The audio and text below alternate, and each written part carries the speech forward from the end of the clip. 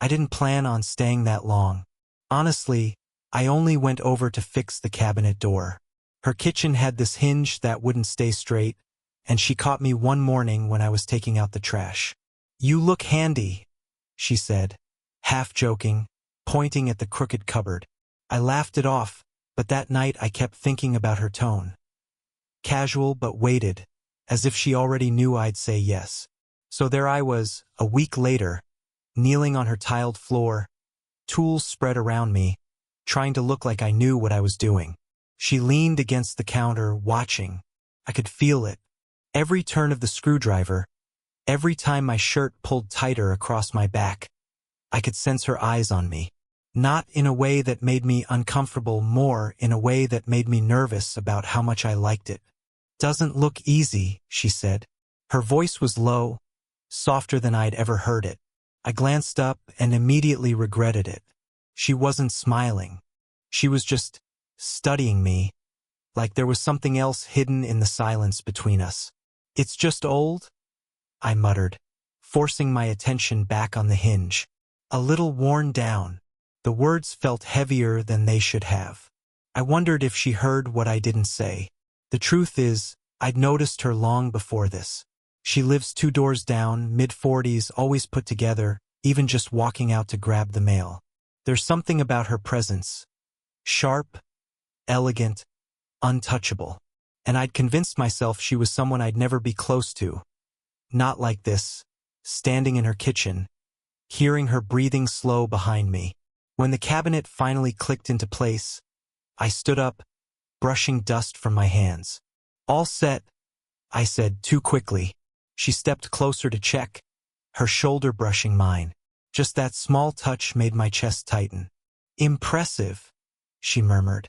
"I owe you dinner." I almost laughed, but the way she said it, not joking, not casual, it made me pause. I looked at her properly then. The distance between us had shrunk without me realizing, and I could smell the faint trace of her perfume, warm and familiar, like cedar and citrus. "I wasn't expecting," I started, then stopped. I didn't even know what I was about to say. Her eyes caught mine, steady, searching. "What weren't you expecting?" My mouth went dry. I could have said anything. That I wasn't expecting her to offer, that I wasn't expecting the night to stretch this long, that I wasn't expecting to feel like gravity itself was pulling me closer to her. Instead, I just shook my head. Nothing. She smiled then, but it wasn't the kind of smile neighbors exchange. It lingered, tilted, like she was daring me to fill the silence. And I couldn't. Not yet. I picked up my tools, but she didn't move aside. Her hand brushed against mine when I reached for the last screwdriver, her fingers grazing the back of my hand, just enough to leave a sting of heat. I froze. She didn't apologize, didn't pull back, just let the contact linger, the smallest invitation wrapped in silence. I looked at her again, too long this time, long enough that she tilted her head slightly, her lips parting as if to say something. But she didn't speak. Instead, her hand stayed where it was, still touching mine, until I finally whispered, almost without thinking, "Were you waiting for me to ask?" Her breath caught. Then, in a voice so soft I barely caught it, she answered, "I thought you'd never ask." I don't know if it was the way she said it, or the way her eyes locked onto mine after, but the air between us shifted. Too much, too fast. I should have laughed it off. Neighbors don't get tangled in moments like this. Not with someone twice their age. Not when every part of you is saying don't ruin this, don't step closer. But I didn't step back either. The dangerous part wasn't her words. It was the way she meant them. Like she'd been waiting just as much as I had, only hiding it better. "You don't owe me dinner," I managed, my voice uneven. She smiled faintly, shaking her head. "It's not about owing." That stopped me.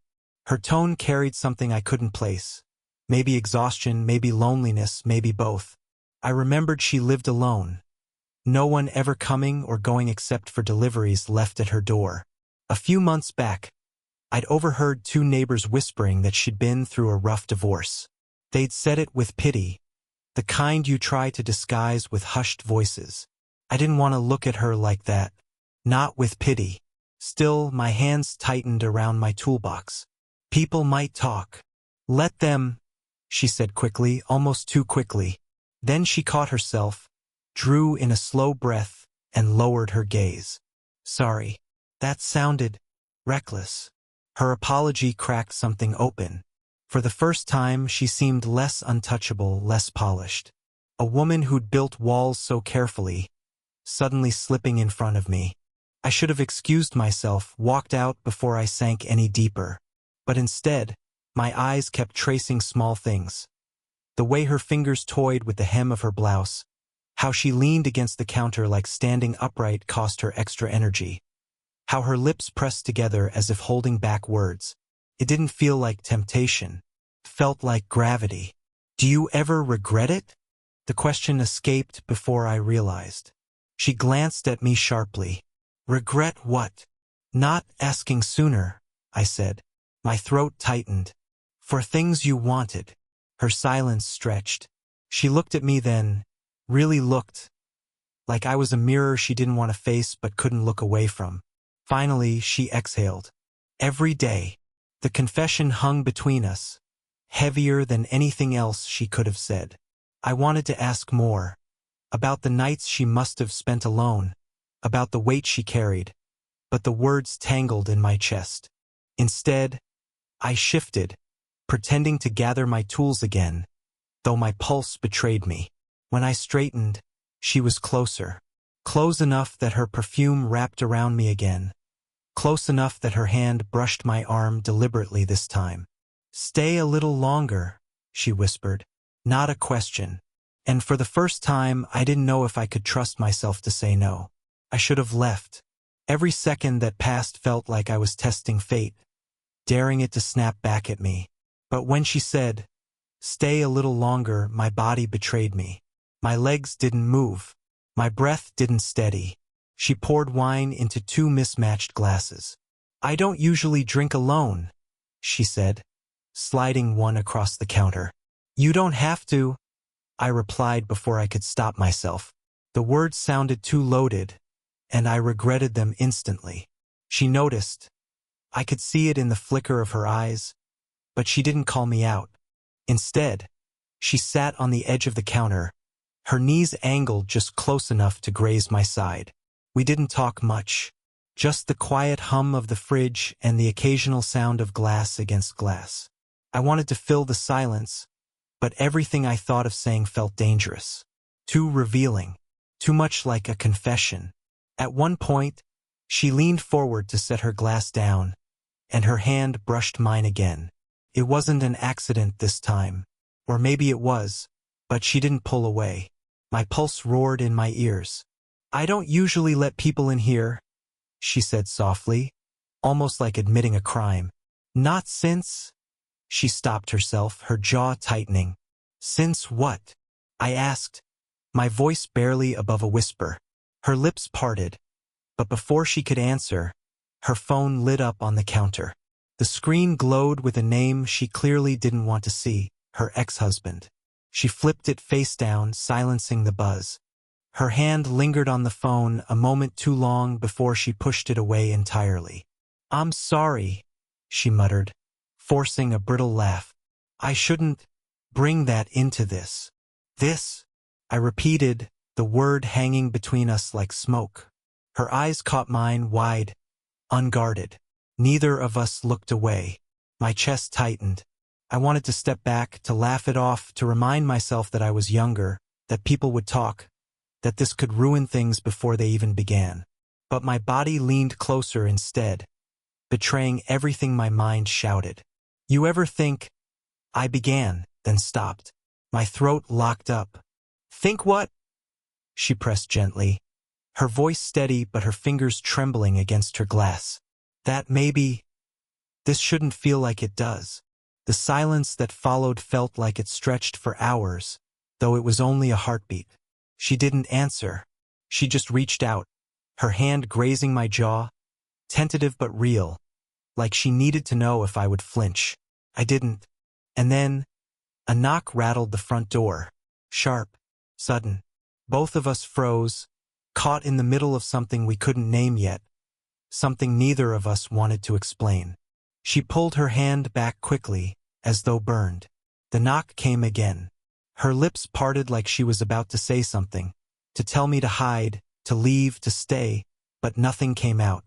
And all I could think was, if not for that knock, we might have already crossed the line. The knocking stopped after a third, impatient thud. Whoever it was must have given up. But the silence that followed didn't feel like relief. It felt like a reminder, like the world outside was still watching, even if no one was standing there anymore. She sat back against the counter, exhaling sharply, her hand pressed against her chest as though steadying her breath. I could see the faint tremor in her fingers, the way she avoided my eyes for a moment too long. "I shouldn't," she whispered, then cut herself off. "You shouldn't what?" I asked, stepping closer despite everything in me screaming not to. Her jaw tightened. "You're young. Too young to. I'm not a kid."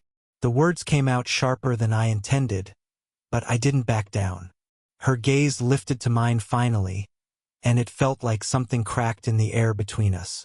She wasn't composed anymore, not polished, not distant, just a woman with eyes that betrayed every wall she'd built. "You don't know what this could mean," she said, softer now. "The mess it could make. For me. For you. I don't care about mess." My voice faltered, but I forced the words out anyway. "I care about—" I stopped myself before I said it. Too much. Too soon. Her lips parted. Waiting. Daring me. I swallowed hard. My heart hammered like it wanted to finish the sentence for me. "I care about you," I whispered finally. The words hung between us, naked and irreversible. She didn't move, didn't breathe, just stared, as if weighing 100 invisible scales in her mind. For a terrifying second, I thought she'd laugh. Or worse, tell me to leave. Instead, she shook her head slowly, almost painfully. "You shouldn't say things like that." "Why?" I asked. Her silence was answer enough. But then she did something I didn't expect. She stepped closer, so close I could feel the warmth of her body even before her hand brushed mine again. This time it wasn't an accident. Her fingers slid over mine and stayed there, trembling but determined. "I don't know what I'm doing," she admitted. The rawness in her voice startled me more than any touch could. "I don't know why I let you in, why I can't just—" Her words broke off. She pressed her lips together hard, fighting herself. I could barely breathe. Everything in me leaned forward, waiting for her to close the distance, waiting for something to happen that we could never undo. Her eyes flickered to my mouth, then back to my eyes. Once, twice. The silence stretched unbearably. And then, almost too quiet to hear, she asked the question that made my chest seize. "What happens if we don't stop?" Her question, "What happens if we don't stop?" was still echoing in my chest when she pulled her hand away as though it burned her. She turned toward the counter, gripping its edge like she needed something solid to keep from slipping. The room felt too small, too charged. I wanted to reach for her, to ground her, but then she spoke. "You remind me of him," she said quietly. I froze. "Him?" She nodded, not turning to face me. "My ex. Not in the way you think. Not in how you look or how you talk. It's the way you ask questions. The way you wait for answers. He used to do that back when things were good." Her voice cracked on the last word. Felt like the floor dropped beneath me. For a second I hated the comparison. Hated being pulled into the shadow of a man who'd broken her. But then her shoulders sagged, and I realized it wasn't about him. It was about the part of her she lost. The part she didn't think anyone would notice again.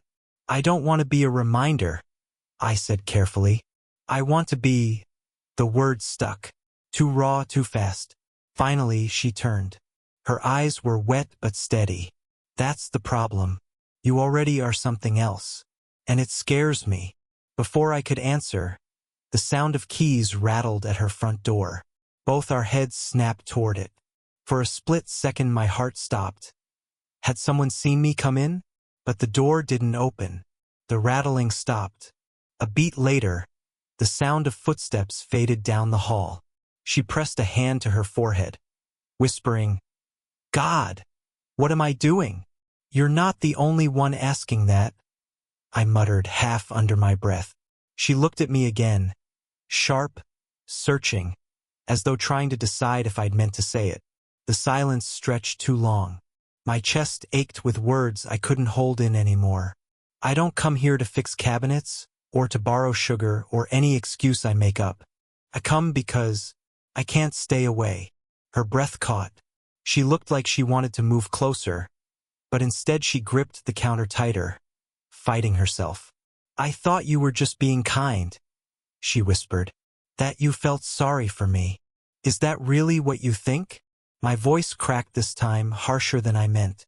She flinched slightly, but then shook her head. "No, that's what I told myself to make it easier." The truth of it hit me harder than I expected. She hadn't been blind. She'd known. She'd just been pretending, the same way I'd been pretending I could keep this neighborly, harmless safe. I stepped closer, unable to stop myself. "So what happens now?" She didn't move, didn't breathe. Her lips parted, trembling, caught between yes and no. And then she whispered, "Now we can't go back." Her words hung in the air like a verdict. Now we can't go back. I didn't move right away. I just watched her. The way her hand trembled against the counter. The way her breathing came too quick, like she'd just run miles though neither of us had moved. Finally, I said what had been gnawing at me since the first night I fixed her cabinet. "I don't want to go back." Her head lifted sharply, eyes catching mine, and I could see every wall she tried to build cracking all at once. "You don't understand," she whispered. "This isn't easy for me. I've spent years telling myself that what I had, what I lost, was all there was. That I don't get second chances. That people like you don't what?" My voice was low, urgent. "Don't choose people like me." The words were raw, cut open, and I hated that she believed them. I stepped closer, my hand brushing hers where it gripped the edge of the counter. She flinched, not away, just in the way someone does when they're about to let go of something heavy. "I'm not choosing some version of you that's perfect," I said. "I'm choosing you. The one who burns toast sometimes, who leaves mail unopened on the table, who pretends she doesn't notice when I stare too long. That's who I'm here for." Her lips parted, and for the first time, she didn't stop herself from closing the distance. She leaned into my touch as if she'd been waiting for permission, and my thumb brushed the back of her hand slowly, grounding both of us. "I'm scared," she admitted. "Me too." It was the most honest exchange we'd had all night. No pretending, no excuses. Just two people standing in the mess of everything they'd avoided saying. I thought she might pull back again, retreat behind her walls. But instead, she let go of the counter, turning fully toward me. Her eyes shimmered in the dim light of the kitchen, steady now, almost defiant. "Then don't lie to me," she said softly. "If this is real, don't make me feel foolish for wanting it." I shook my head. "You could never be foolish to me." Her hand rose slowly, hesitantly, until it rested against my chest. The warmth of it spread through me, anchoring me in a way nothing else had. And then, after all the pauses, all the silence, all the times we stopped short of saying what we meant, she whispered the words that broke everything open. "I want you to stay." There was no more running from it after that. No more pretending we could undo the things we'd said, the touches that lingered too long, the silence that spoke louder than words. I didn't answer right away. I just leaned my forehead against hers, closing the smallest space left between us. We both stayed very still, breathing the same air, caught in the gravity of finally admitting what we already knew. The decision was made. We weren't going back. That night, in her quiet kitchen with the faint hum of the refrigerator and the half-empty wine glasses, everything shifted. We weren't neighbors anymore. We weren't two people orbiting around a silence we refused to name. She still hadn't moved her hand from my chest, and I didn't want her to. I wanted her to feel what my racing heartbeat was saying, all the things I'd failed to put into words. "I thought you'd never ask," she whispered finally, her lips brushing so close I felt the warmth of her breath. I smiled, small but certain. I was waiting for the right moment. There it was, the truth neither of us could run from anymore. We didn't kiss right away. That's what surprised me most. Instead, we just stood there, letting the weight of everything settle. Her walls crumbled. My fears quieted. For the first time since this began, it didn't feel like a line we were about to cross. It felt like the place we were always heading. Later, when I finally left her apartment, the night air was cool against my skin. The hallway seemed different, familiar but new. I wasn't walking away from her. I was carrying her with me. The days after weren't perfect. There were moments she second-guessed, moments I stumbled over what to say. There were glances from neighbors we both noticed but pretended not to. There were mornings when she looked at me with fear in her eyes, and nights when that fear gave way to something softer, something like peace. But we didn't go back. That was the difference. I learned that she wasn't untouchable, not some flawless figure to admire from a distance. She was human, bruised, vulnerable, afraid of being seen and still daring to let me see her anyway. And she learned that I wasn't just some distraction passing through her life. I wasn't a reminder of the man she'd lost. I wasn't there to fix cabinets or make her feel less alone. I was there because I wanted her, in all her complications, all her strength, all her fragile honesty. What changed between us wasn't sudden. It wasn't a movie-perfect moment where every problem vanished. What changed was simpler, deeper. We stopped lying to ourselves. And that truth made everything else possible. Looking back now, I realize the danger was never in the age difference, or in what the neighbors might say, or in the fear of messing up. The danger was in never asking at all. Because sometimes the right moment doesn't wait.